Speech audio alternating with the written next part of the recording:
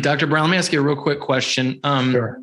Again, kind of a layman question for somebody like me, but what are some of the first signs, if somebody was watching, that they may look for that would just be the first step to come in and see you guys to explore what might be gum disease or something similar?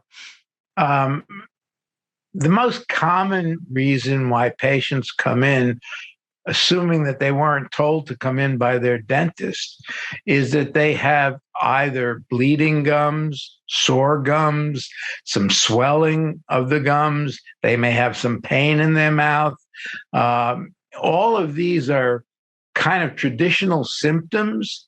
And once they have those symptoms, we want to get to the bottom of why it's happening. Sometimes it may have nothing to do with bacteria. Sometimes it could be they injured themselves with a toothbrush or something like that. But most of the time, they will tell us that they have some tenderness, bleeding. You ask them, they'll have some swelling. They may even have some bad breath because these same bacteria colonize the posterior part of the tongue.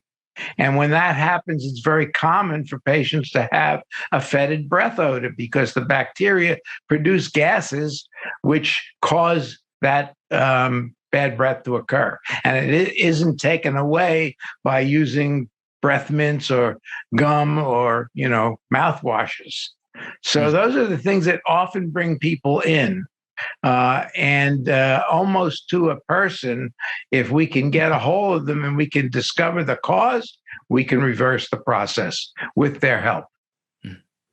I would amplify the fact that many of them come in with a concern about bad breath, and Joe certainly knows that. And that so if they have bad breath, one of the best things that can happen is to get to one of the periodontist who understands the infection and how bad breath works, and can, as they treat the gum disease, they also help get rid of the bad breath, so they can now almost always end up with fresh breath. Yeah, that's true. Bad breath treatment is the miracle of the, because if a patient has bad breath and they're treated like turning off a faucet, it stops and it's simply gone as long as they do what they need to do. The problem really that I've heard, Tom and Steve have seen this, is a lot of patients who are convinced they have bad breath don't have bad breath. Exactly. Yeah. Nobody's ever told me I have bad breath, but I can tell by the way people act around me.